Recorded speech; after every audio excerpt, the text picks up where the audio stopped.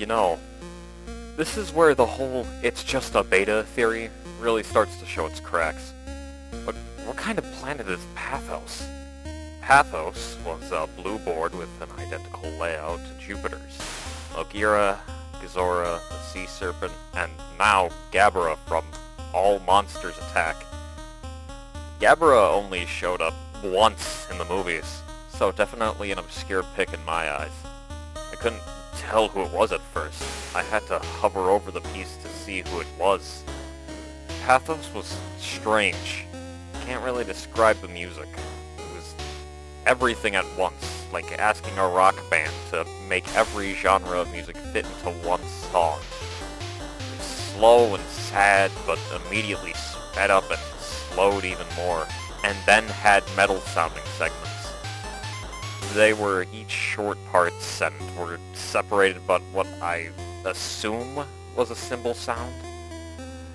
At the louder segments, it was just uncomfortable enough to make me not want to linger on the board too long. Pathos had 3 level types: the Blue Mountains, the Orange Caves, and the Void. The Void was those completely black icons you see there. The entrance of Pathos was completely covered in the Blue Mountain level. The Blue Mountain levels were completely devoid of any life, playing a sad tune that would have been nice to hear in a normal game. The music would completely stop every time I reached the set of mountains in a screenshot. I don't know exactly why, but when it wasn't stopped, it was a little soothing and off-putting at the same time. Most music in this world seemed to be hard to define. Something else I noticed upon entering the level was that my points meter turned into complete gibberish. I never used the points score for anything in the original game, so it wasn't too bothersome for me. Definitely bizarre though. The Blue Mountain levels ended fairly quickly with there being no enemies or obstacles. Next was a part that was not so pleasant to see: the Orange Caves. The Orange Caves were a massive mood shift, changing from calm and somber to loud crashing noises. Drums echoed through the speaker loudly, piercing my ears. I had to turn the volume down on my TV every time I played the level. The level itself was composed of these flesh-like blocks, and many eyes flicking back and forth randomly. Everything in this level seemed to be alive. The blocks expanded and contracted like they were breathing, and they constantly spawned an eye variation of the Matango from the original game. The mouths at the top were chewing at nothing. It was a disgusting sight. All of it. I especially hated the coral reef background with all the eyes moving randomly. It was getting to be an eyesore. No pun intended. These Matango enemies would spawn constantly, as shown in the screen cap. The best way to deal with them would to be jump and spam your tail whip as much as humanly possible. It cleared them out fairly quick, and every 5 or so dropped a health capsule. They weren't really that dangerous, just annoying. These levels hurt my head a bit, so I decided to avoid them as much as I could. After beating the Matango levels, I fought Godzilla. Or not. This lanky alien-like creature had replaced Godzilla. It shared the same palette as it, but had wildly different moves. Punching you, sending you flying backwards, and a beam attack that would stun you for a few seconds. This beam could be easily ducked under as shown in this screen cap. Godzilla also stunned himself for about 3 or so seconds after using this attack, allowing you to sneak an atomic breath attack. These were his only 2 moves, however. A fun fight, but bizarre. This theme of replacing the original game enemies with strange, slightly reminiscent of the original design monsters would become a trend later on. For my sake, so I don't have to call them slightly reminiscent of the original design monsters. I'm going to call these creatures the not monsters. So this is not Godzilla. Next up was not Mogira. Mogira was replaced by a flying machine, switching the slow, grounded monster into a fast, erratic one. Not Mogira had a few moves. He would extend his drill hand, shoot projectiles from his tail, run into you, or use his face drill to skewer you. He attacked fast, but wasn't all that powerful. A simple atomic breath would wipe 3 or so bars of health, so I tried to use it as much as possible. Sometimes he used multiple attacks at once, leading to some undesirable situations. He'd back off afterwards, regaining his power bars, allowing it for an easy chunk of damage from an atomic ray. The fight didn't last too long after this screen cap. With another victory under my belt, I head to the next level, the Void. I call it the Void because it reuses assets from the game to make a chaotic, glitchy level. The music for this level were just random sound effects overlapping each other to make a song. It really had no rhythm to it. Completely random.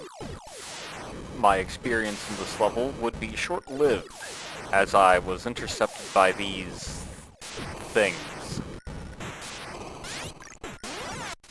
They were on the screen for a very short time, rushing towards me quickly. When they got to me, an ear-splitting sound played, like a Wii crashing. It scared the ever-living shit out of me. The screen flashed black and white for a few seconds before sending me to the board before I entered the levels. I never entered one of these levels for the rest of the time I played the game. I couldn't tell what they were at the time, but looking at the screen cap, it looks like a deformed version of Anguirus. I know there's unused sprites of Anguirus left in the game, so maybe it pulled from that? This level was a nightmare to rationalize. Everything here made me wonder, why? Why would they put disgusting orange caves in a children's game? Why would they create a whole new made-up planet? My only rational idea left was that this was a ROM hack of some kind, which explained the new, bizarre content and glitches, but who made it? And why did they make it? I had no answer for those. I wondered if my friend I mentioned at the start did it, but he wouldn't put this much effort into a game. Trying to clear my mind, I went to the next boss, the Sea Serpent. Or I don't. Okay. I was sent back to the map again, with the Sea Serpent absent from the board. I only had one fight left, and it was on to the next planet. I had to challenge Gabra next. To my surprise, Gabra was completely functional. He had animation, different attacks, and a distinct fighting style. Much like not Mogira, he was fast and erratic, but used up a lot of power really quickly. He'd run up and do quick claw attacks, jumping as he did so. He never stood still, always pacing back and forth even when not waiting for his power to regenerate. When he got low, he did a new move that was not something he was supposed to be able to do. He shot lightning from his fingertips like the Emperor from Star Wars. This completely drained him of all and any power that he had left, but it dealt so much damage to get caught in. After he did this attack, he could do basically nothing but watch as I dealt my own high damaging moves. And soon after, the fight was over. All I had to do now was capture the base and move on to the next world. It can't ever be that easy. The new icon had replaced the base, being a pair of eyes. All the music had completely stopped. No loud crashing. No nothing. Silence. I had no clue what this could possibly mean. so I had to head into the level to find out. I was taken to a fiery hellscape with flickering flames and ash in the background. My UI had transformed into a single word. Run. I have no idea what I was supposed to be running from, but I wouldn't take my chances learning. I started moving almost immediately, pressing the right button on my controller as hard as I could. I heard noises of bones cracking and what sounded like raw meat being squeezed coming from behind Godzilla. It wouldn't take long for the source to catch up with me. Do you ever get that strange feeling of just pure dread? It feels like your stomach sinks miles, and you can't feel your heartbeat anymore. That is what I felt when I saw this thing loudly stomp onto screen with its disgusting legs. This thing, this disgusting amalgamation of flesh wasn't in any Godzilla movie. This thing was original, and it was fast. Its body dripped onto the floor like it was melting or sweating blood onto the ground. It had 4 tubed legs, the face of a rotting corpse.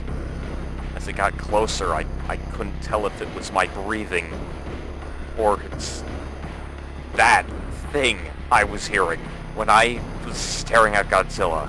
Out of the corner of my eye, I swear I could see that thing was staring at me. When I looked at its foul features and snapped back to normal. Most of that was probably paranoia talking, but the heat of the moment, it really did feel like it was looking right at me. I barely escaped with it being pixels away from Godzilla. If I didn't start running immediately, I don't think I would have beaten the level. Godzilla left the screen, and the level ended. I fell back into my chair and had a breath of relief. But then it hit me. I'd have to get Mothra through this level as well. I moved Mothra to the eyes tile, and it immediately counted as me beating the level. I guess I only have to get one monster through a chase sequence. The next world I would be going to was Trance.